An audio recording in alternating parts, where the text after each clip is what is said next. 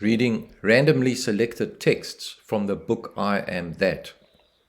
Dialogues with Nisargadatta Maharaj. A questioner approaches Maharaj with a specific context.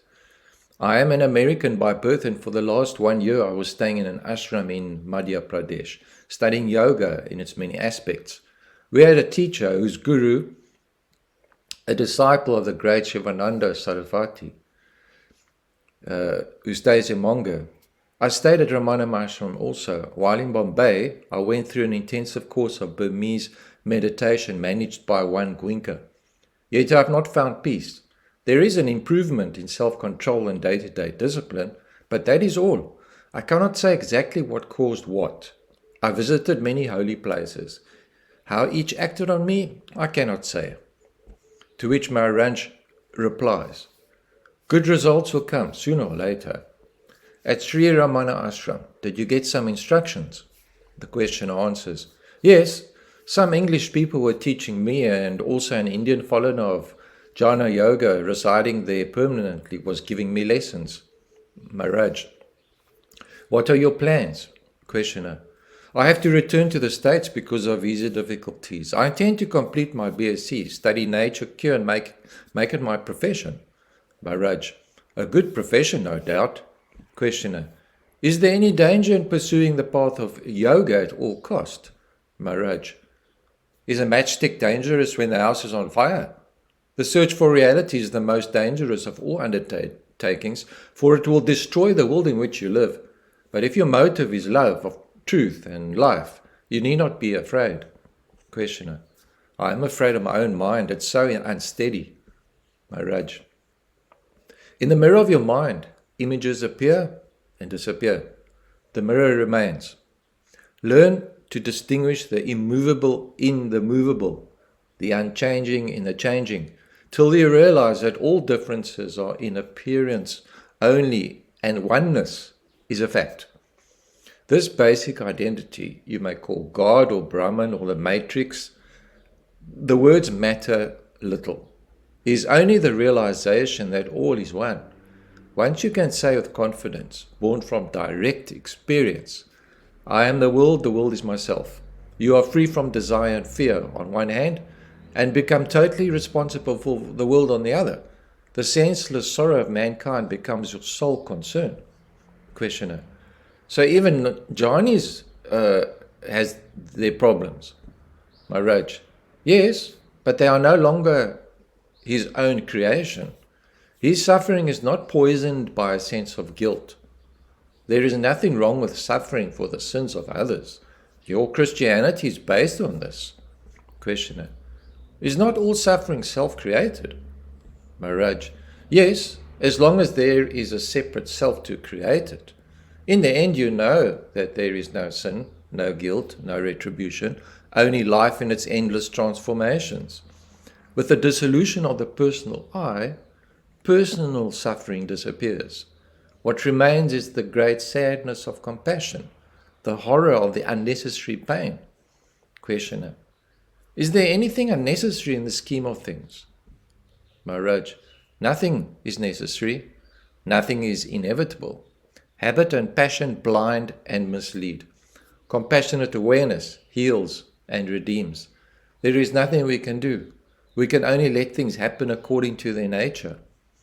Questioner, do you advocate complete passivity? Maharaj, clarity and charity is action. Love is not lazy and clarity directs. You need not worry about action. Look after your mind and heart. Stupidity and selfishness are the only evil. Questioner, what is better, repetition of God's name or meditation? Maharaj, repetition will stabilize your breath. With deep and quiet breathing, vitality will improve, which will influence the brain and help the mind to grow pure and stable and fit for meditation. Without vitality, little can be done, hence the importance of its protection and increase. Posture and breathing are part of yoga, for the body must be healthy and well under control. But too much concentration on the body defeats its own purpose, for it is the mind that is primary in the beginning. When the mind has been put to rest and disturbs no longer the inner peace, the Chidakash. The body acquires a new meaning and its transformation becomes both necessary and possible. Questioner. I've been wandering all over India, meeting many gurus and learning in driblets several yogas. Is it all right to have a taste of everything? Maharaj. No, this is but an introduction. You will meet a man who will help you find your own way. Questioner. I feel that the guru of my own choice can not be my real guru. To be real, he must come unexpected and be irresistible. Maharaj. Not to anticipate is best. The way you respond is decisive. Questioner. Am I the master of my responses? Maharaj. Discrimination and dispassion practiced now will yield their fruits at the proper time. If the roots are healthy and well watered, the fruits are sure to be sweet. Be pure, be alert, keep ready. Questioner. Are austerities and penances of any use? Maharaj. To meet all the vicissitudes of life is penance enough. You need not invent trouble. To meet cheerfully whatever life brings is all the austerity you need. Questioner. What about sacrifice? Maharaj. Share willingly and gladly all you have with whoever needs. Don't invent self-inflicted cruelties. Questioner. What is self-surrender? Maharaj. Accept what comes. Questioner. I feel I'm too weak to stand on my own legs. I need the holy company of a guru and of good people. Equanimity is beyond me. To accept what comes as it comes frightens me. I think by returning to the States with horror. Maharaj. Go back and make the best use of your opportunities. Get your BSc degree first. You can always return to India for your nature cure studies. Questioner. I am quite aware of the opportunities in the States. It is loneliness that frightens me. Maharaj. You have always the company of your own self. You need not feel alone. Estrange from it, even in India, you will feel lonely. All happiness comes from pleasing the self. Please it after return to the States. Do nothing that may be unworthy of the glorious reality within your heart, and you shall be happy and remain happy. But you must seek the self, and having found it, stay with it. Questioner. Will complete solitude be of any benefit? Maharaj. It depends on your temperament. You may work with others and for others, alert and friendly, and grow more fully than in solitude, which may make you dull or leave you at the mercy of your mind's endless chatter. Do not imagine that you can change through effort. Violence, even turned against yourself, as in austerities and penance, will remain fruitless. Questioner. Is there no way of making out who is realized and who is not? Maharaj. Your only proof is in yourself. If you find that you turn to gold, it will be a sign that you have touched the philosopher's stone. Stay with a person and watch what happens to you. Don't ask others. Their man may not be your guru. A guru may be universal in his essence, but not in his expressions. He may appear to be angry or greedy or over-anxious about his ashram or his family, and you may be misled by appearances while others are not. Have I not the right to expect all-round perfection, both inner and outer? Maharaj. Inner, yes, but outer perfection depends on circumstances, on the state of the body, personal and social, and other innumerable factors. Questioner. I was told to find a jhani so that I may learn from him the art of achieving jhana, and now I am told that the entire approach is false, that I cannot make out the jhana. Or can jhana be conquered by appropriate means? It is all confusing. Maharaj. It is all due to your complete misunderstanding of reality.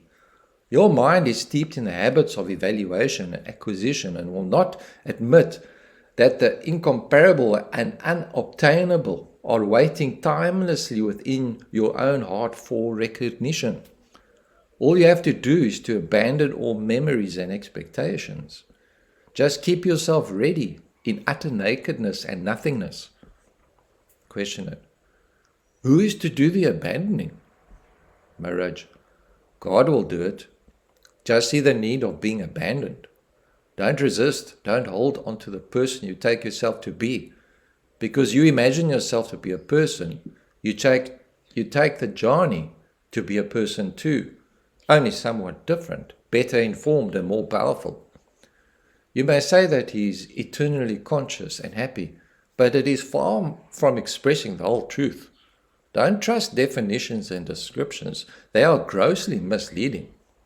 Questioner, unless I am told what to do and how to do it, I feel lost. Maharaj, by all means, do feel lost. As long as you feel competent and confident, reality is beyond your reach. Unless you accept inner adventure as a way of life, discovery will not come to you. Questioner, discovery of what? Maharaj, of the center of your being, which is free of all directions, all means and ends. Questioner, be all, know all, have all? Maharaj, be nothing, know nothing, have nothing. This is the only life worth living, the only happiness worth having. Questioner, I may admit that the goal is beyond my comprehension. Let me know the way at least. Maharaj, you must find your own way. Unless you find it yourself, it will not be your own way and will take you nowhere. Earnestly live your truth as you have found it. Act on the little you have understood. It is earnestness that will take you through, not cleverness, your own or another's. Questioner, I'm afraid of mistakes. So many things I tried. Nothing came out of them. Maharaj, you gave too little of yourself. You were merely curious, not earnest. Questioner, I don't know any better. Maharaj, at least that much you know. Knowing them to be superficial, give no value to your experiences. Forget them as soon as they are over. Live a clean, selfless life. That is all. Questioner, is morality so important?